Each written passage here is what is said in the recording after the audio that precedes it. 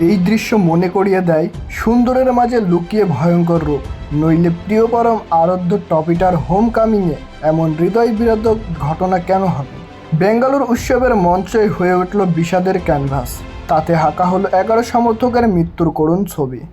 অথচ কত আনন্দময় হতে পারত দিনটা।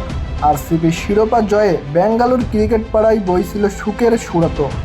17টা বছর ব্যর্থ হওয়ার পর আইপিএলের 18তম আসরে এসে তারা বলতে পেরেছে উই আর চ্যাম্পিয়ন। আহমেদাবাদের লেজেন্ড বিরাট কোহলির হাতে গোল্ডেন ট্রফিটা দেখে এত বছরের আক্ষেপ দূর হয়ে গেছে ফ্যানদের। আশা ছিল নিজেদের শহর বেঙ্গালুর রাস্তায় রাস্তায় কোহলির রজতের ট্রফি প্যারেডে সঙ্গী হবা, কিন্তু সবই ভেস্তে গেল। ইউরোপীয় ক্লাব ফুটবলের এটা নিয়মিত চিত্র। কোনো ক্লাবে বড় শিরোপা জিতলে খেলোয়াড় সাপোর্টারদের সেলিব্রেশন দেখা যায়।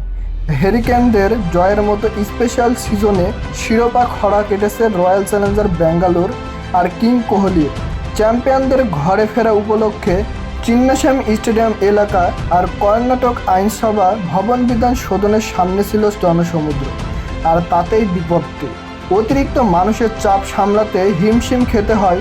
লাখো মানুষের সমাগমে শহর জুড়ে তৈরি হয় যানজট বিশৃঙ্খলা। পরিস্থিতি নিয়ন্ত্রণে লাঠিচার্জ করে পুলিশ। হুড়োহুড়িতে পদদলিত হয়ে মারা যান 11 জন, আহত হন অন্তত 50 জন।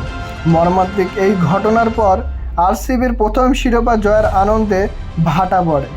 নিজেদের সোশ্যাল মিডিয়া থেকে সেলিব্রেশনের সমস্ত পোস্ট সরিয়ে ফেলে তারা। পুরো বিষয়টি খতিয়ে দেখা হবে বলে জানিয়েছেন কর্ণাটক রাজ্য সরকার। নিহতদের পরিবারকে 10 লাখ রুপি দেওয়ার ঘোষণা দিয়েছে মুখ্যমন্ত্রী। ঘটনাটিকে দুঃখজনক বলে বিবৃতি দিয়েছে বিসিসিআই।